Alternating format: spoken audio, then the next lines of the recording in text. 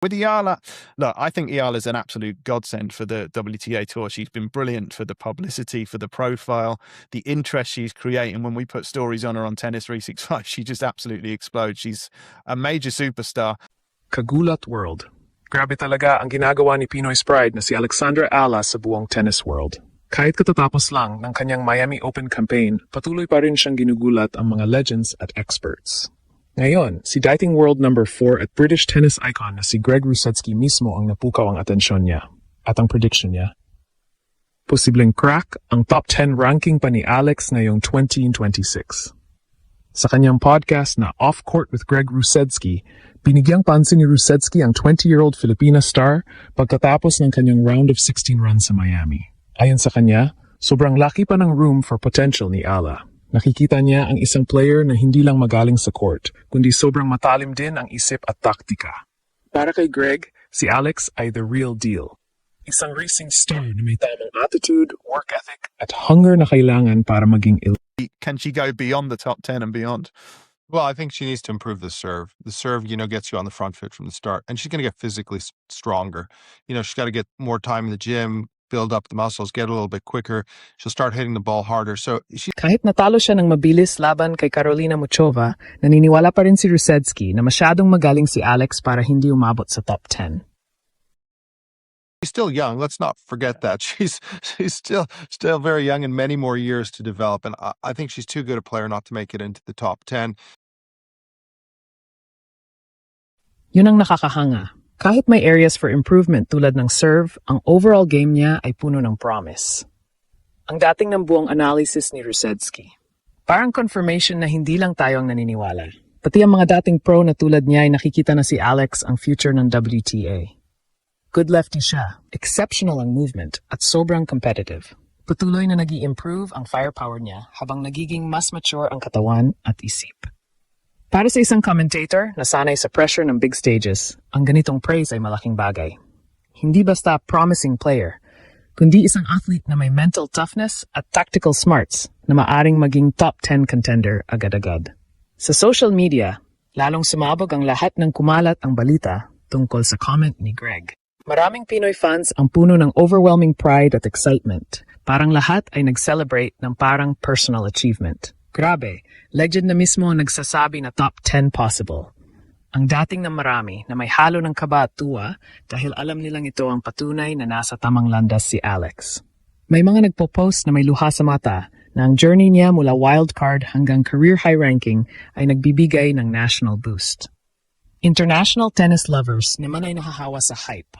Biglang naiintriga sila sa kwento ng 20-year-old Filipina na patuloy na nagpapatunay ng galing sa bawat tournament. Parang lahat ay nahahalina sa kanyang story, humble, grateful, at laging focused kahit sa matinding pressure. Ang daming emotional na reactions sa live buzz. Habang nag-aabang ang fans sa updates, ramdam na ramdam ang mixed feelings na biglang naging pure inspiration.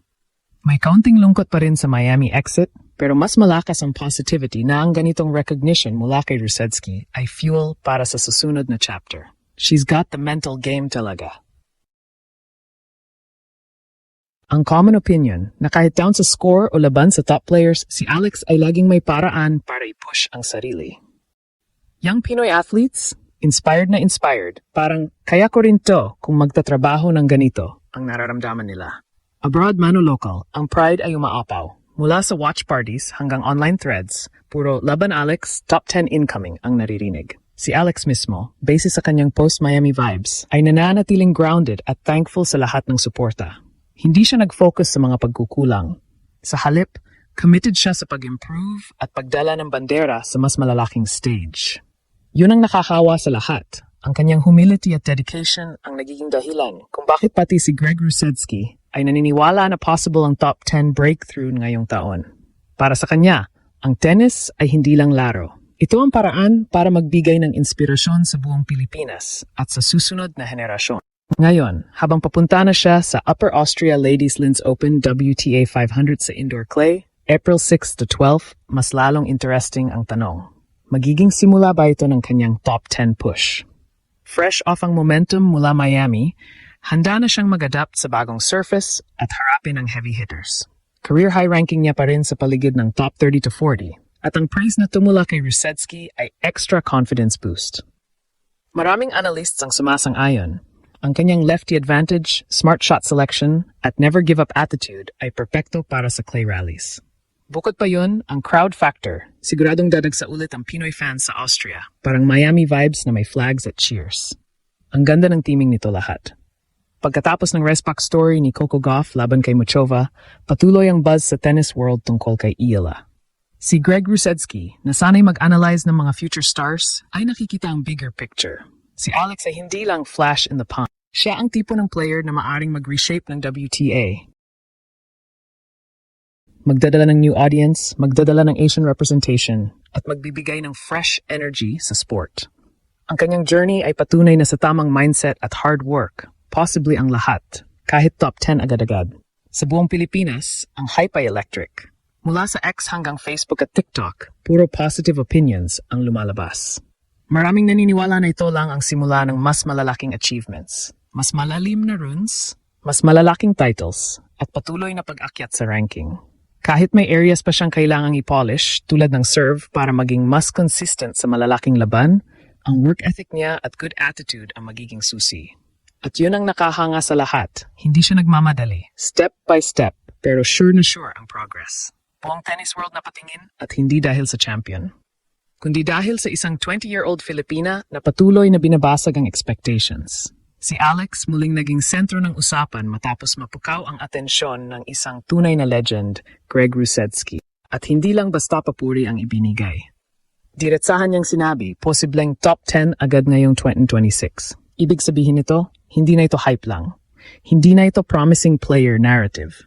Ito na yung moment kung saan ang isang veteranong nakaranas ng pinakamataas na pressure sa tennis world ay nagsasabing, ito ang future. Matapos ang explosive run niya sa Miami Open, kahit natapos siya sa round of 16, mas malakas pa ang impact ng kanyang laro kaysa sa mismong resulta. Oo, mabilis siyang natalo kay Karolina Muchova, pero dito pumapasok ang tunay na analysis. Hindi score ang tinitingnan ng mga eksperto, kundi kung paano siya lumaban. At doon nakita ni Rusetsky ang isang bagay na bihira, tactical maturity at mental toughness sa murang edad. Hindi lang siya basta lefty. Hindi lang siya mabilis. Si Ella ay parang isang chess player sa loob ng tennis court. Bawat galaw may plano, bawat rally may layunin. Pero eto ang tunay na conflict. Handa na ba siya agad sa ganitong level na expectation? Dahil habang tumataas ang hype, tumitindi rin ang pressure. Ang top 10 hindi yan basta ranking. Yan ay war zone ng consistency, power at psychological endurance.